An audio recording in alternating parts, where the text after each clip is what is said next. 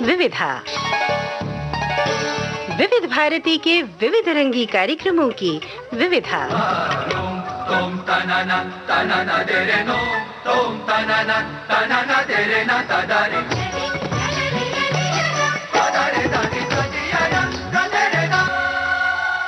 विविधा के सभी सुनने वालों को यूनुस खान का नमस्कार। इतिहास की परीक्षा थी उस दिन, चिंता से हृदय धड़कता था, थे बुरे शकुन, घर से चलते ही दाया हाथ फड़कता था। मैंने सवाल जो याद किए वे केवल आधे याद हुए, उनमें से भी कुछ स्कूल तलक जाते जाते बर्बाद हुए। तुम 20 मिनट हो लेट द्वार पर, चपरासी ने बतलाया। मैं मेल ट्रेन की तरह दौड़ता कमरे के भीतर आया, पर्चा हाथों में पकड़ लिया, आंखें मुंदी, टुक झूम गया, पढ़ते ही छाया अंधकार, चक्कर आया, सिर घूम गया। उसमें आए थे वे सवाल जिनमें मैं गोल रहा करता था, पूछे थे वे ही पाठ जिन्हें पढ़ डावाडोल रहता था। ये जो पंक्तियां हैं, आपको इनसे ओम प्रकाश आदित्य जी की याद आ गई होगी, खासतौर पर उन लोगों को जिनका कविता से ताल्लुक रहा है। प्रसिद्ध हास्य कवि ओम प्रकाश आदित्य जो कभी भी आते थे मंच पर तो लोगों को हंसाते और गुदगुदाते थे और समाज की विसंगतियों पर कड़ा प्रहार करते थे। विविध भारती के संग्रहालय में खोजबीन करते हुए हमें ओम प्रकाश आदित्य का एक बड़ा ही बेहतरीन इंटरव्यू मिला। ये इंटरव्यू इस मायने में बेहतरीन है कि ये सीधा सादा इंटरव्यू नहीं है, ये असल में एक नोक-झोंक है जिसमें ना तो सीधे तरह से सवाल हैं और ना ही सीधे तरह से जवाब हैं। तो सीधे ओम प्रकाश आदित्य जी का ये टेढ़ा मेढ़ा नोक-झोंक से भरा इंटरव्यू सुन लिया जाए।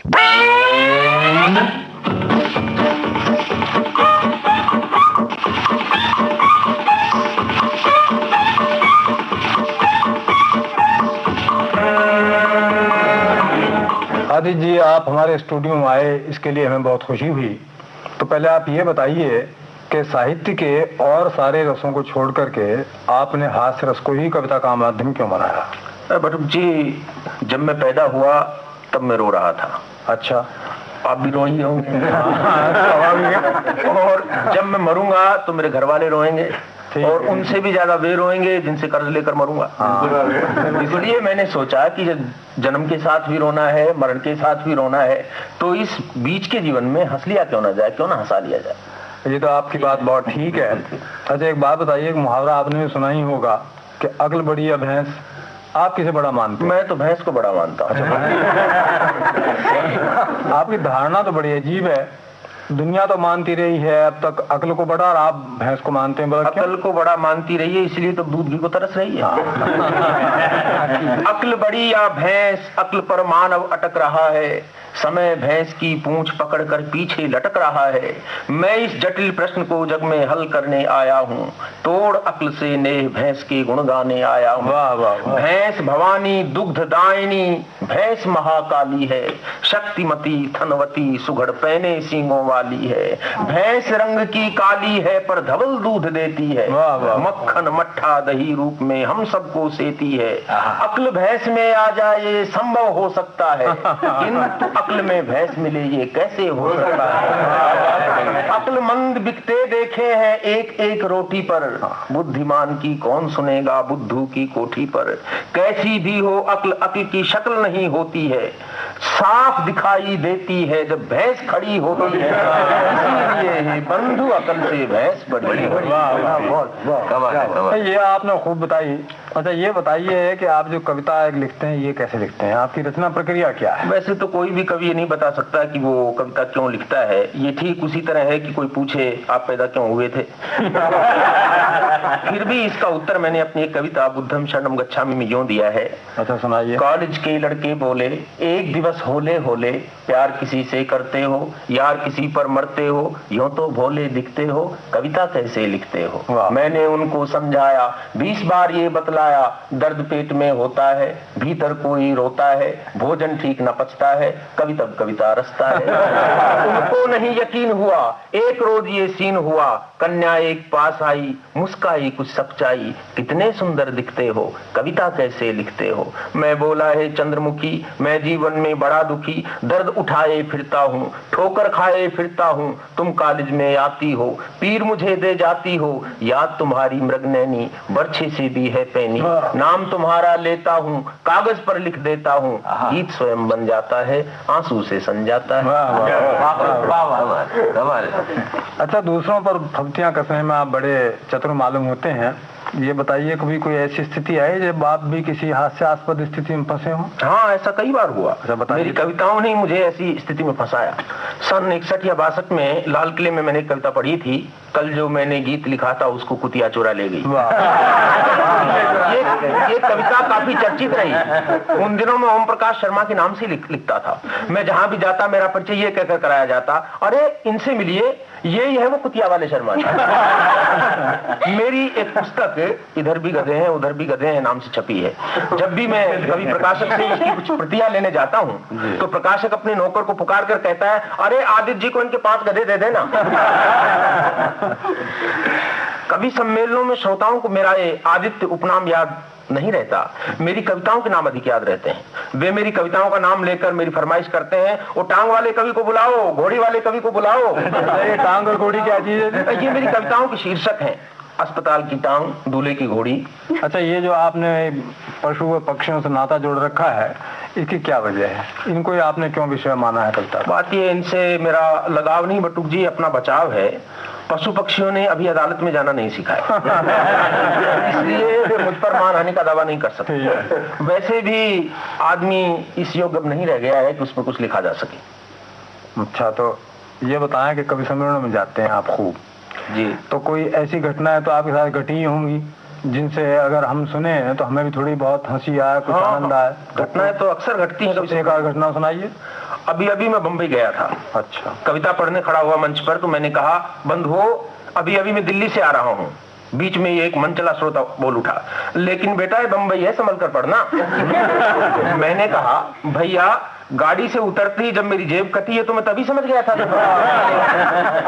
एक बार मैं एक छोटे कस्बे में कवि सम्मेलन में गया, वहां पहुंचा तो कवि सम्मेलन का कोई लक्षण नजर नहीं आया, कोई पोस्टर नहीं, प्रचार नहीं। रिक्शा में बैठा घूमता रहा, कुछ पता नहीं चला। एक हट्टा कट्टा आदमी नजर आया, उसे रोककर मैंने पूछा, यहाँ आज कोई कवि सम्मेलन है? उसने मुझे घूर कर देखा और बोला, वो के होवे?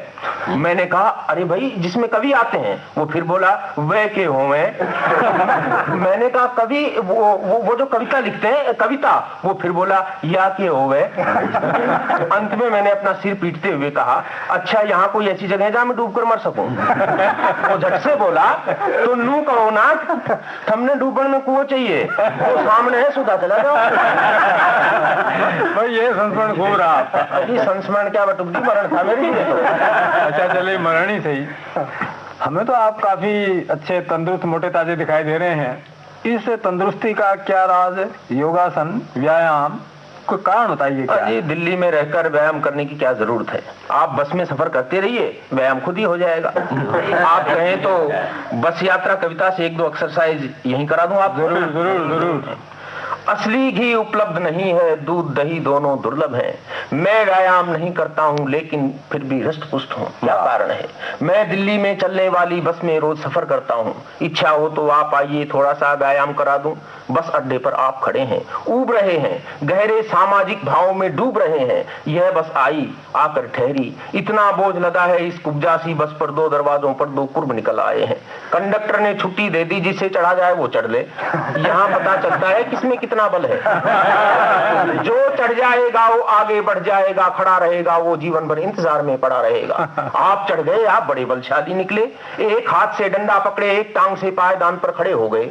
आप तनिक कल्पना कीजिए अपनी उस बलवती भुजा की जो डंडे पर पड़ी हुई है, अपनी उस बेजोड़ टांग की जो लोहे के खंभे जैसी पायदान पर खड़ी हुई है। आज राम अवतार धरे तो अंगद आप चुने जाएंगे।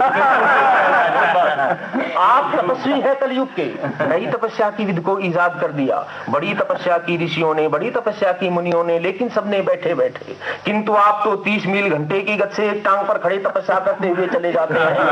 तनिक संभलिए आप, बगल से ये उर्वशी चली आती है रूप धार कर भारी ट्रक का। ट्रक ने अगर झपट्टा मारा दैहिक पतन आपका होगा, अंग तपस्या हो जाएगी। इसीलिए बस के भीतर की ओर मसकिए, अंतर्मन की ओर बैठिए, आगे वालों को पीछे से आप ठेलिए, पीछे वालों के रेले को मजबूती से आप झेलिए। ये पहली एक्सरसाइज। तो रेल ट्रेल में ठेल ठेलते खिंचते भिजते खेल खेलते आप आ गए बस के भीतर। कभी आपने गेहूं का गोदाम कहीं देखा होगा तो उसकी याद आ गई होगी। छत नीची है और आपका सिर ऊंचा है, अब क्या कीजिए? जीवन भर उद्गन रहे हैं आप, आज नम्रता सीखिए।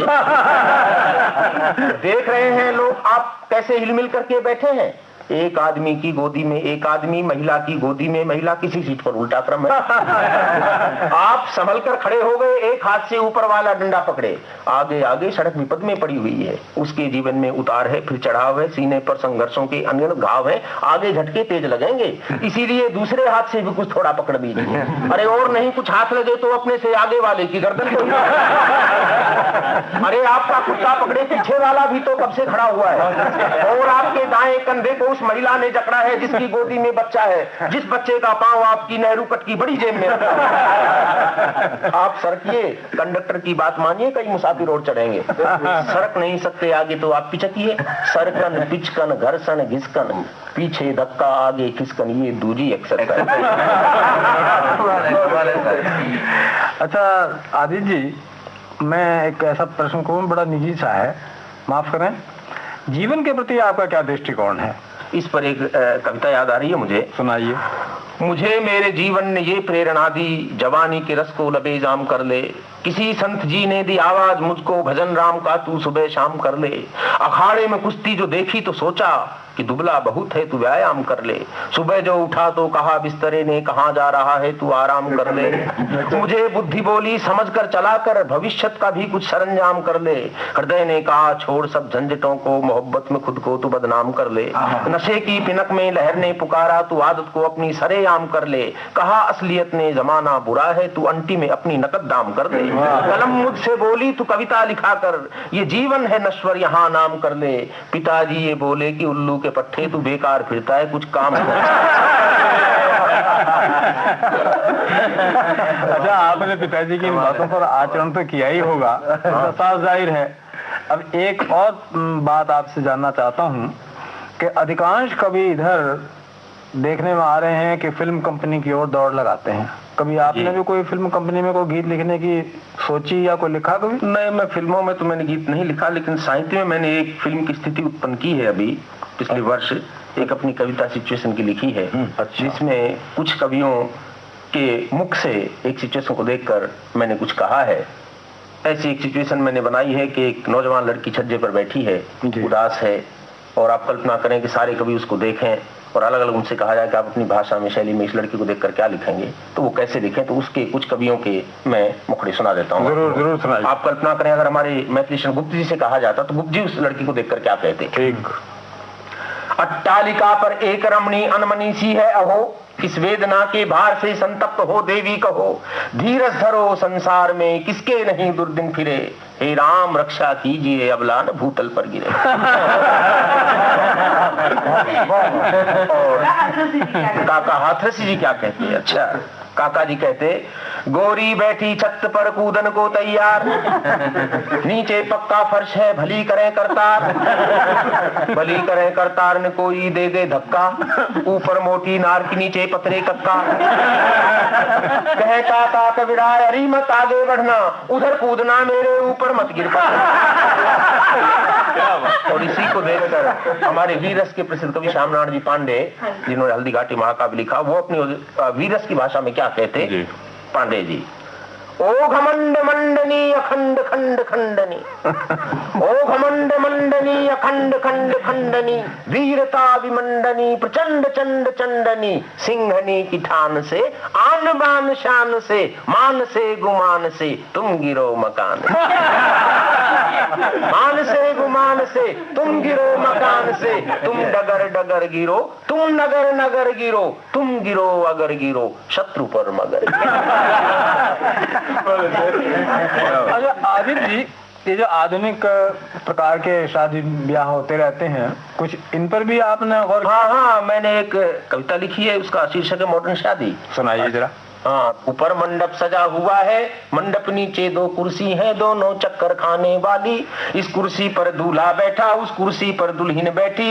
इधर स्टूल पर दाएं पंडित, उधर स्टूल पर बाएं पंडित। हवन कुंड की जगह मेज है, उस पर एक स्टोव रखा है। हवन कुंड की जगह मेज है, उस पर एक स्टोव रखा है। चारों ओर बाराती बैठे, अब फेरे पड़ने वाले हैं। दायां पंडित मंत्र बोलता, दूल्हा मारे पंप स्टोव में। दायां पंडित मंत्र बोलता, दूल्हा मारे पंप स्टोव में। बायां पंडित मंत्र बोलता, दुल्हन मारे पंप स्टोव में। ओम इंद्राय स्वाहा, दूल्हे ने पंप मारा। ओम रुद्राय स्वाहा, दूल्हे ने पंप मारा। ओम सूर्याय स्वाहा, दूल्हे ने पंप मारा। ओम चंद्राय स्वाहा, दूल्हे ने पंप मारा। पंप की आहुति लेकर हवन तेज हो गया स्टोव पर। पंडित ने दूल्हे की टाई से दुल्हन के दुपट्टे का गठबंधन करके दोनों की कुर्सियां घुमा दी। दोनों की कुर्सियां घुमा दी। दुल्हन का तन छोड़ दुपट्टा दूल्हे के तन पर मंडराया। गिरहस्ती का अर्थ यही है, पंडित ने सबको समझाया। चक्कर खाकर साथ रुकी दुल्हन की कुर्सी, दूल्हे की कुर्सी चकली सी घूम रही थी। पंडित ने कुर्सी को रोका, दुल्हन ने पंडित को टोका। पंडित हंसकर बोला, बेटी ज्यादा कुर्सी घूम गई तो वर आवारा हो जाएगा।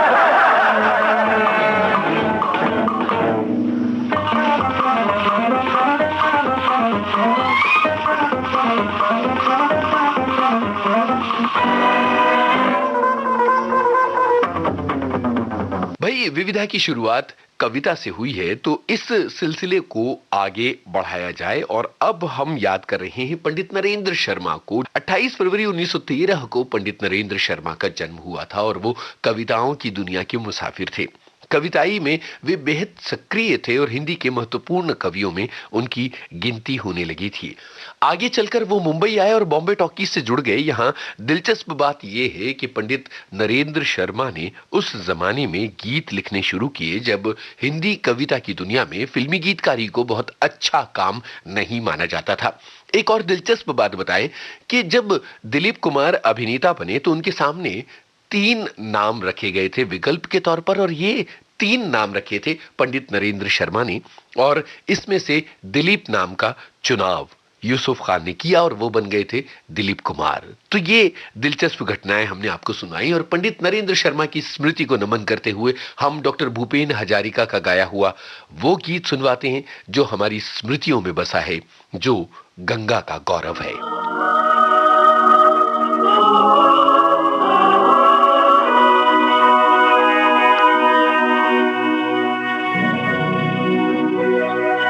বিস্তীর্ণ পাৰৰে অসংখ্য জনৰে হাহাকাৰ শুনিও নিঃশব্দে নীৰৱে বুঢ়ালুই তুমি বুঢ়ালুই বোৱা কিয়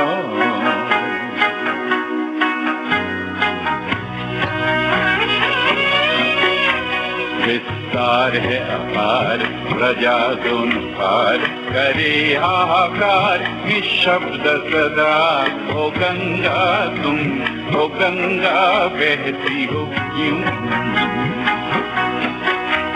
विस्तार है अपार प्रजा दोन पार करे हाहाकार निशब्द सदा ओ गंगा तुम गंगा बहती हो क्यों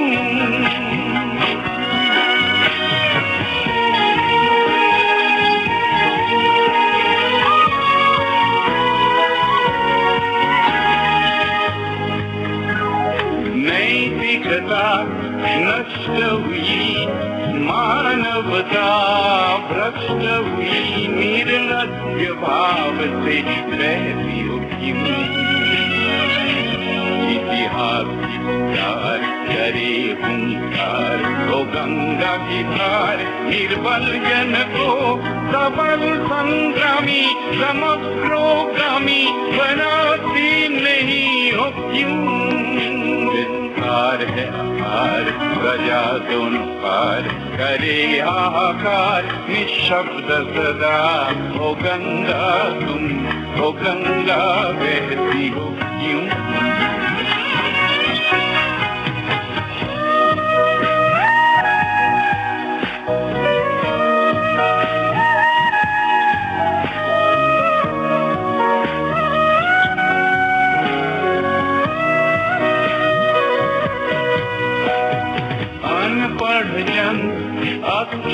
खाद्यहीन अनगिन जन खाद्यविहीन नेत्रविहीन देख मौन हो क्यों।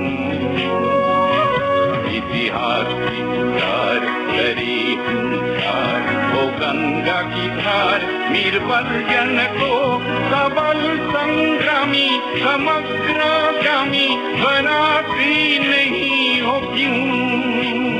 पार है अपार सजा दोनों पार करे हाहाकार निशब्द सदा हो गंगा तुम बहती हो क्यों।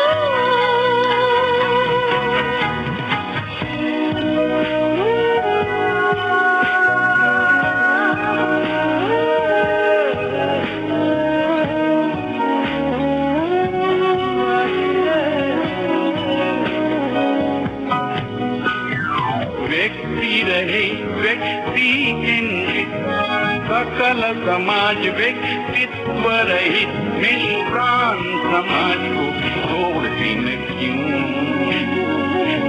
इतिहास की पुकार करे हुंकार हो गंगा की धार निर्बल जन को सबल संग्रामी समग्रोगामी बनाती नहीं हो क्यों। सजा दोनों पार करे हाहाकार निशब्द सदा हो गंगा तुम गंगा बहती हो क्यों।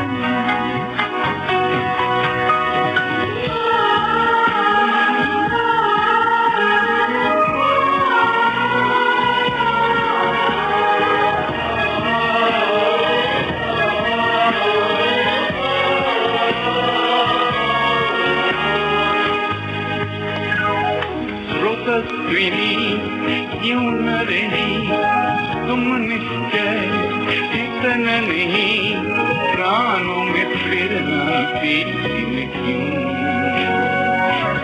उन्मत्त अवनी कुरुक्षेत्र बनी गंगे जननी नव भारत में भीष्म रुचि सुत समर गई जनती नहीं हो क्यों।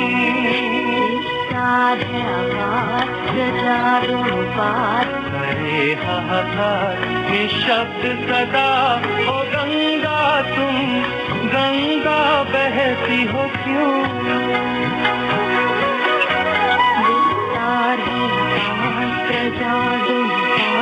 करे हाहाकार निशब्द सदा हो गंगा तुम गंगा बहती हो क्यों।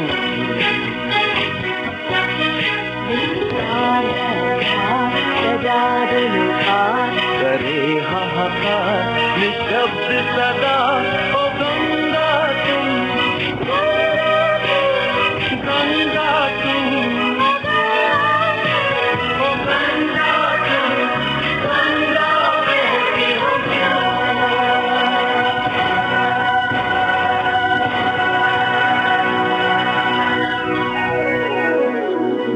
गंगा बहती हो क्यों।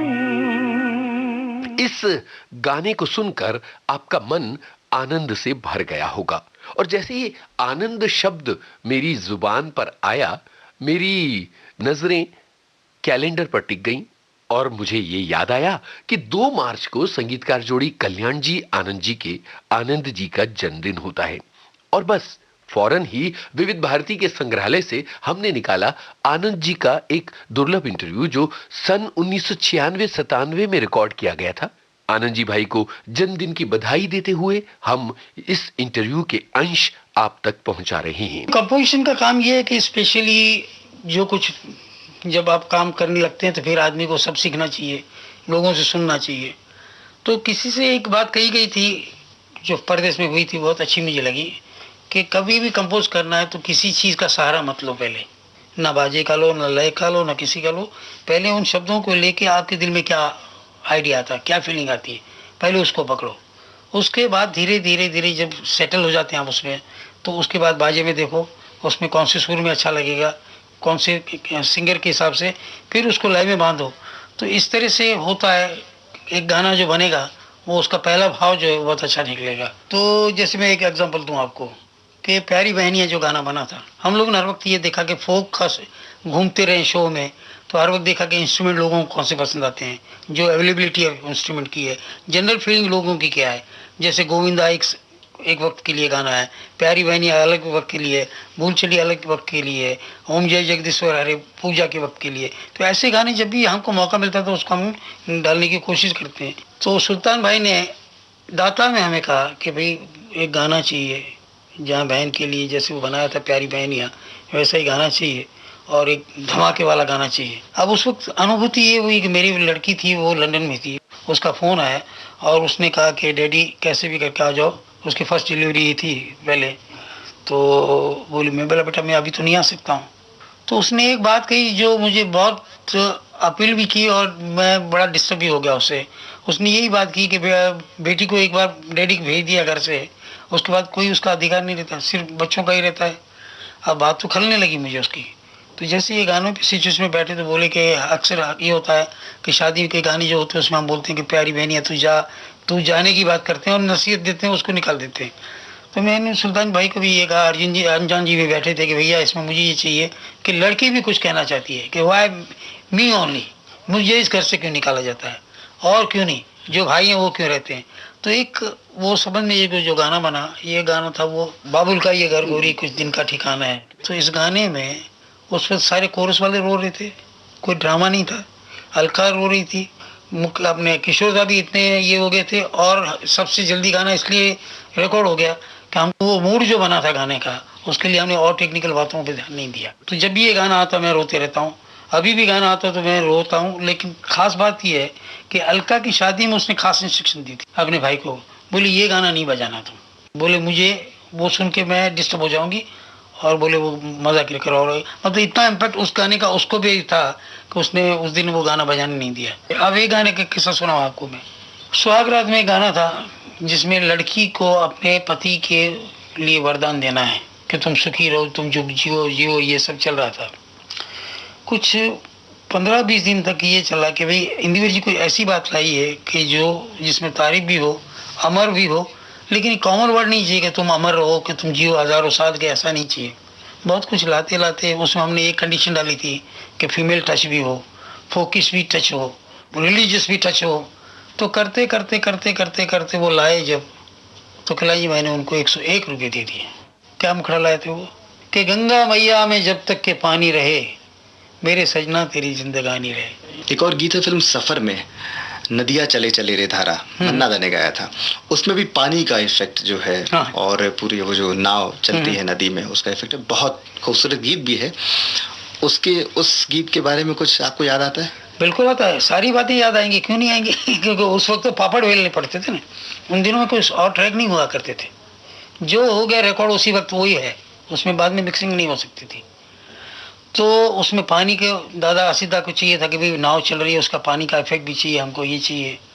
तो क्या करेंगे सोचा हमने, तो जो मूंग होते ना, मूंग खाने के, उसको सूप में डाल के हम ऐसे हिलाते थे,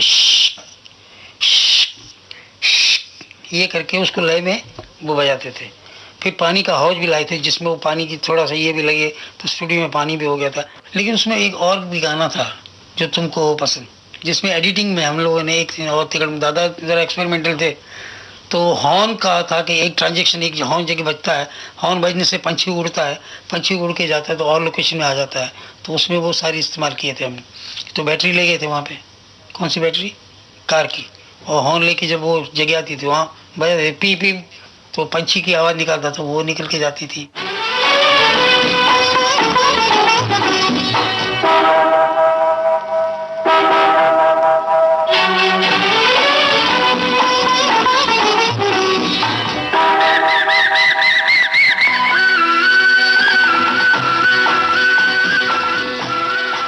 कल्याण जी आनंद जी की जोड़ी का सफर बेमिसाल रहा है।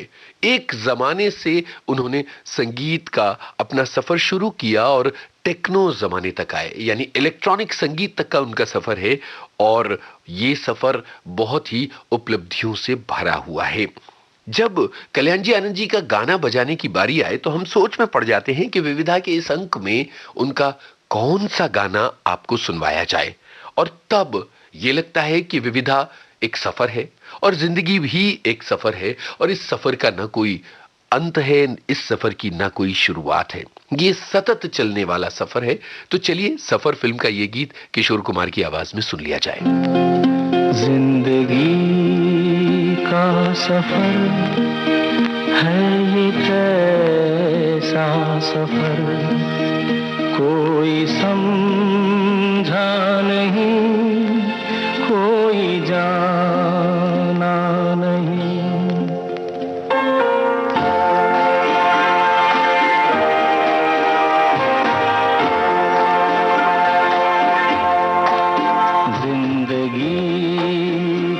सफर है ये कैसा सफर, कोई समझा नहीं, कोई जाना नहीं।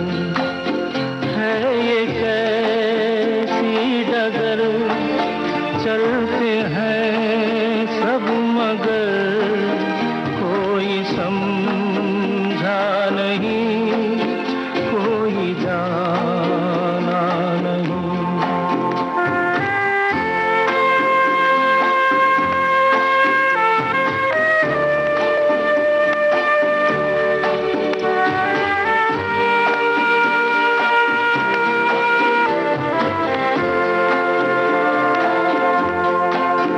जिंदगी को बहुत प्यार हमने दिया,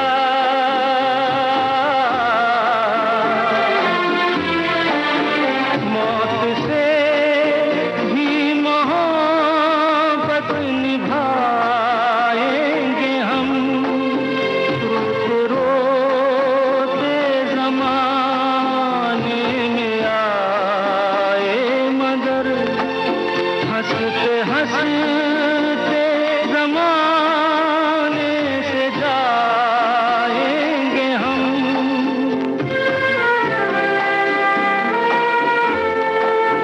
जाएंगे पर किधर है किसे ये खबर, कोई समझा नहीं, कोई जाना नहीं।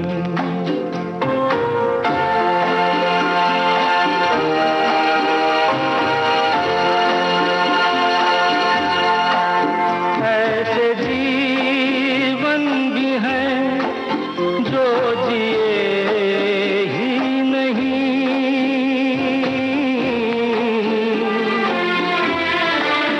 जिनको जीने से पहले ही मौत आ गई। फूल ऐसे भी हैं जो खिले ही नहीं, जिनको खिलने से पहले फिजा खा गई।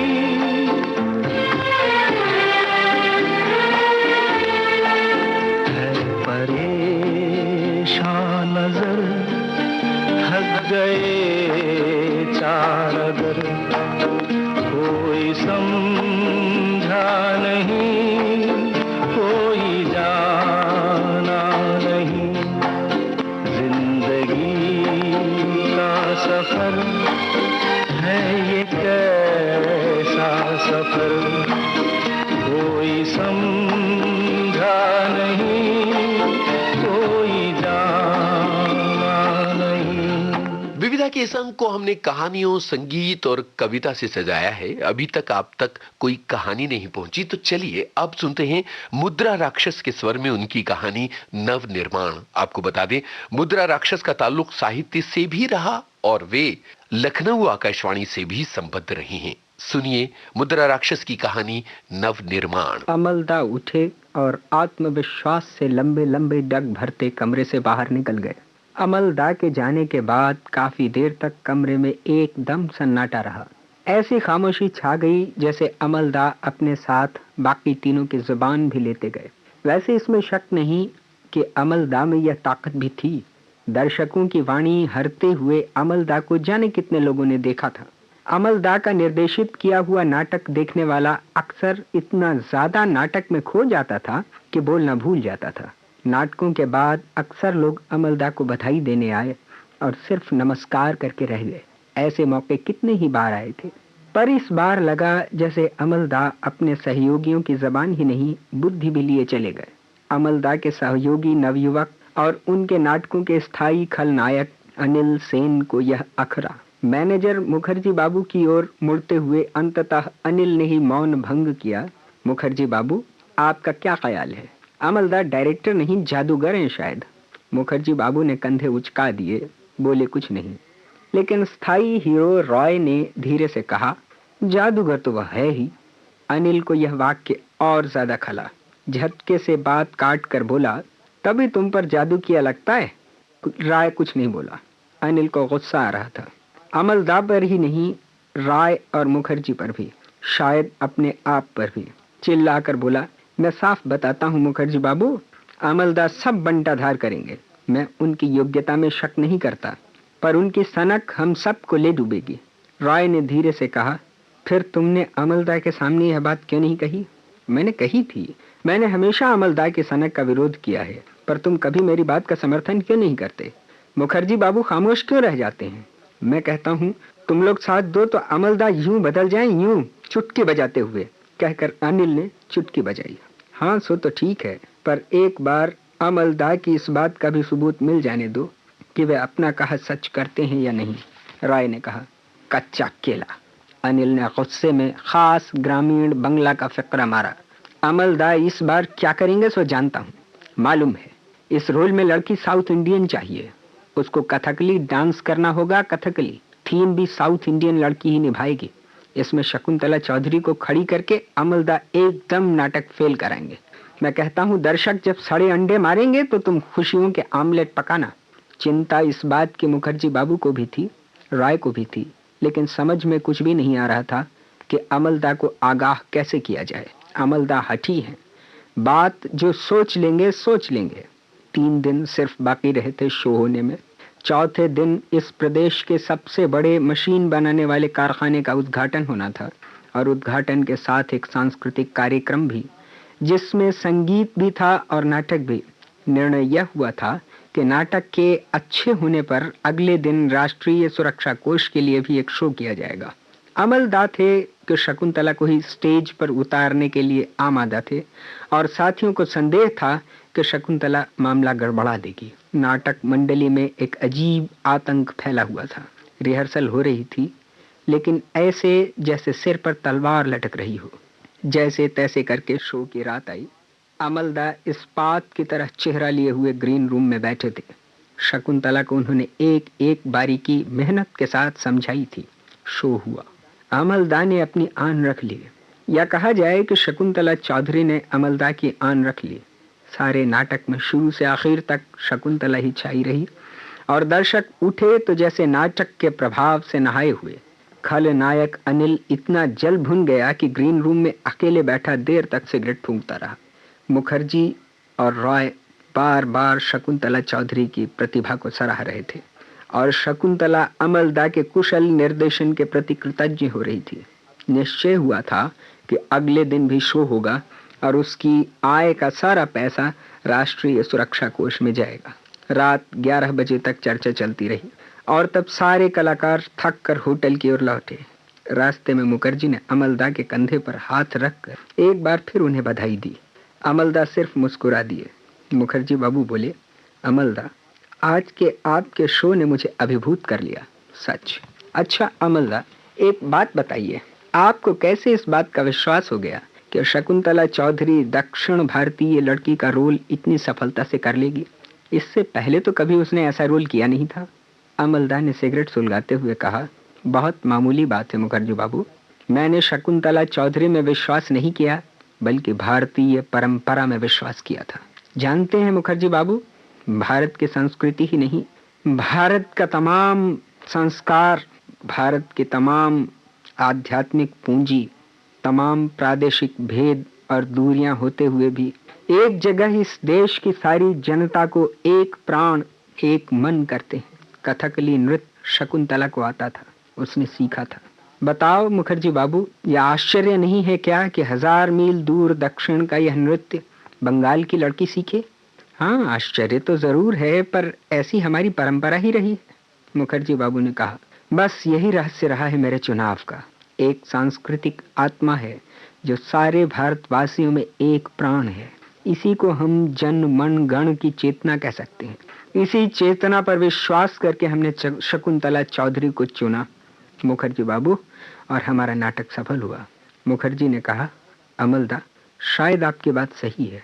यही एक रहस्य है कि भारत ने इतने कम अरसे में ही स्वाधीनता के बाद अपने आप को एक मजबूत राष्ट्र बना लिया। इसी कारखाने को देखो जिसका उद्घाटन आज हुआ है। इसी तरह कितनी ही दिशाओं में हमने औद्योगिक क्रांति खड़ी कर दी है एशिया में। शायद यह हमारी सांस्कृतिक मजबूती ही है। निश्चित रूप से, अमलदा ने कहा, निश्चित रूप से मुखर्जी बाबू, और यही बल है हमारे पास, संस्कृति और प्रगतिशील औद्योगिकता का बल, जो हमारे राष्ट्र की रीढ़ है। इसी के बल पर हम अपने देश की रक्षा करेंगे। विविधा के इस अंक को हम संगीत से सजाते जा रहे हैं। 28 फरवरी 1944 को अलीगढ़ में पैदा हुए रविंद्र जैन कलकत्ता के रास्ते मुंबई आए थे और यहां उन्हें अपने हिस्से का संघर्ष करना पड़ा और उसके बाद वो बने फिल्मी दुनिया के बेमिसाल संगीतकार। ऐसे संगीतकार जिनके गाने जन जन की जुबान पर हैं। नदिया के पार फिल्म के इस गाने का एक अंश सुन लीजिए, आपको एहसास हो जाएगा कि रविंद्र जैन का संगीत कितना असरदार हुआ करता है। कौन दिशा में लेके चला रे बटुहिया, कौन दिशा में लेके चला रे बटुहिया, कौन दिशा में लेके चला रे बटुहिया। ठहर ठहर ये सुहानी सी डगर, जरा देखन दे, देखन दे। मन भर माए नैना बांधे ये डगरिया, मन भर माए नैना बांधे ये डगरिया। कहीं गए जो ठहर दिन जाएगा गुजर, गाड़ी हाँकन दे, हाँकन दे। कौन दिशा में लेके चला रे बटुहिया, कौन दिशा में।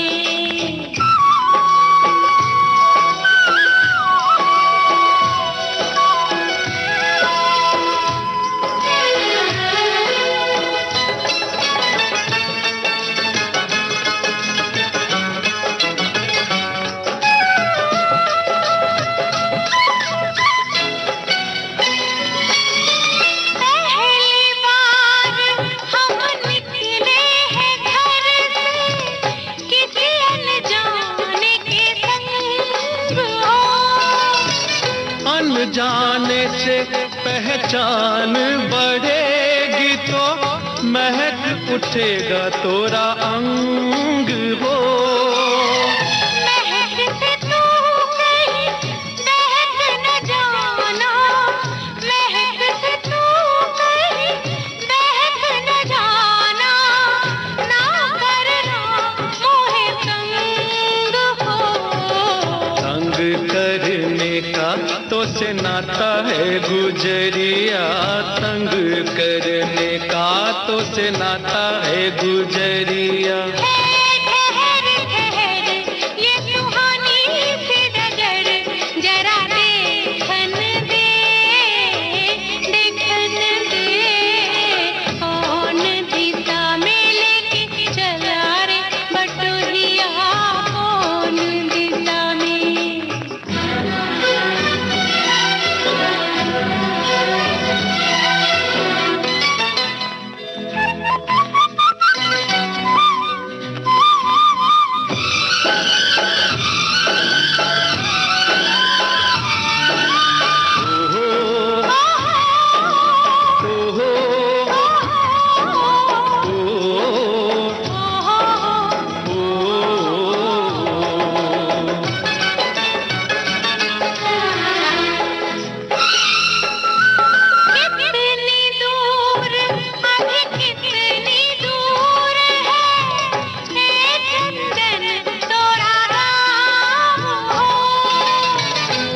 अपना अपना लगने लगे जब कोई बुलाए लेके नाम हो।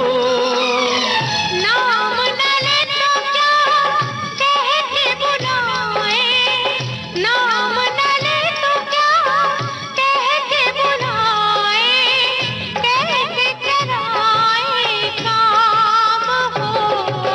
साथी मितवा या अनाड़ी कहो गुरिया, साथी मितवा या अनाड़ी कहो गुरिया, कहीं गए जो ठहर दिन जाएगा गुजर, गाड़ी हाँकन दे हाँकन दे।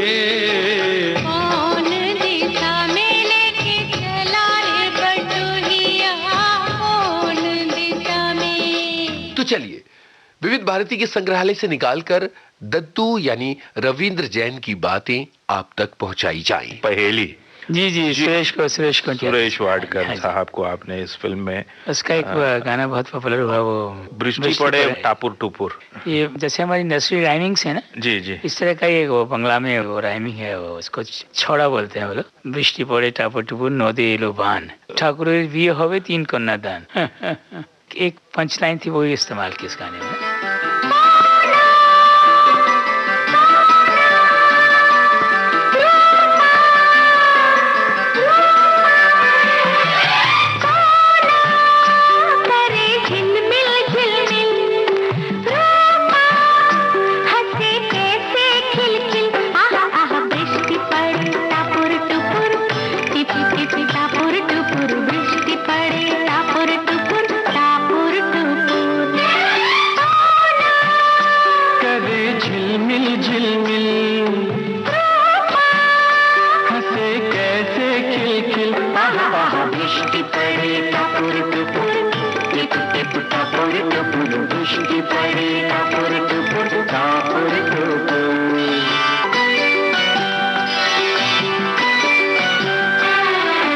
कागज की छोटी सी नैया, जलती लहरें जिसकी वैया, कागज की छोटी सी नैया, जल की लहरें जिसकी की वैया। किसी नैया पे सवार चल दे, चले नदिया के पार, हाय हाय गम जहाँ मधुर मधुर, मीठी मीठी मधुर मधुर, बृष्टि पड़े टापुर टुपुर टापुर टुपुर। आज हमारे यहाँ जो लोग आ रहे हैं, हाँ। उनमें सुयोग्य है, सीखा हुआ है, और गुरु शिष्य परंपरा से सीखा है उसने। जी लाल जी वसंत उसके गुरु जी, उनके दर्शनों का भी, उनके संसर्ग का भी सौभाग्य मिला मुझे। तो ये ब्रजनारायण जी का जो सुर श्रृंगार का जो कॉन्टेस्ट था, उसमें से सुरेश को हम चुन के लाए थे, और उसने बहुत अच्छी चीज़ें मेरे लिए गाने गाए हैं। राज साहब के यहाँ भी गंगा में उसने गाया, और बहुत सी फिल्में मेरी गाई हैं। उसका टेस्ट मैंने जिस गाने से लिया था वो सुना रहा हूँ आपको जी। मैं बॉम्बे में रिकॉर्ड कर रहा था, सुरेश को बुलाया मैंने, और ये गज़ल उसको कहा कि ये कहा, हजारों दोस्त हमदम हम नवा हैं, हजारों दोस्त हमदम हम नवा हैं, मगर तन्हाइयाँ अपनी जगह है, मगर तन्हाइयाँ अपनी जगह है, हजारों दोस्त हमदम हम नवा हैं।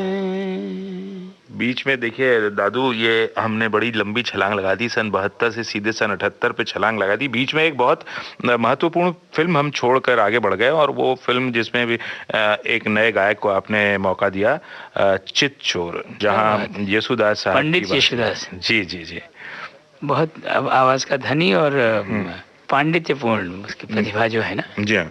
और मुझे बासु भट्टाचार्य जी ने एक दिन बुलाया और कुछ श्लोक सुनाए जी। और मुझे कहा कि ये गोलटा तुम्हें सुनो और एक गान करो के दिए, इसको बुलाओ, इसको आवाज़ सुनो। तो चिचोर में मुझे नई आवाज़ की जरूरत थी, अमूल पालव करके जी। मुझे लगा कि बिल्कुल सांचे में ढला हुआ है जी।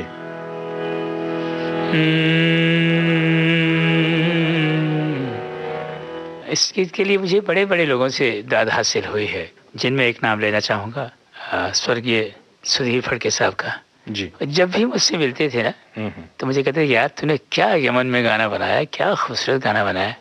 फिर लता जी की यहाँ से बहुत तारीफ हुई, हृदयनाथ जी ने बहुत प्रशंसा की, आशा जी ने, लता जी ने, सबको बहुत अच्छा लगा। और मेरे परम प्रिय मित्र हरि भाई संजीव को बहुत पसंद था ये गाना। सुबह रोज सुनता था और रात को सोते हुए फिर सुनता था गाना। और इसके लिए मुझे स्पेशली ट्रीट दिया उसने, खाना खिलाया घर बुला के। अच्छा। और ये यमन हमारा प्राइमरी राग है जी हाँ, जिसको हम सबसे पहले सीखते हैं ना।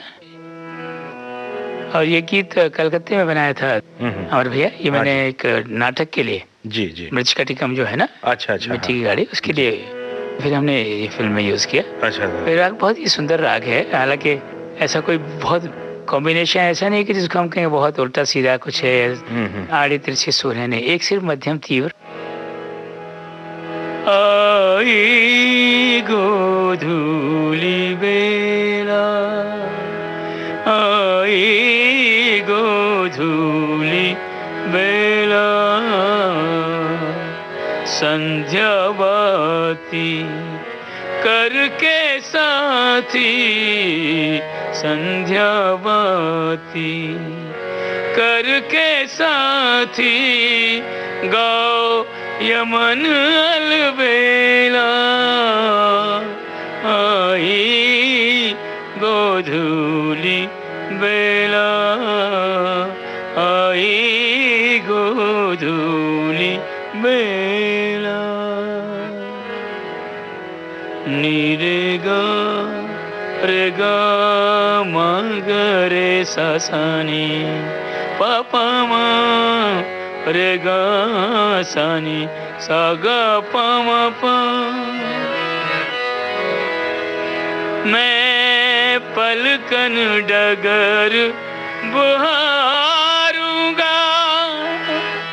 तेरी राह निहारूंगा, मेरी प्रीत का काजल तुम अपने नैनों में मले आना,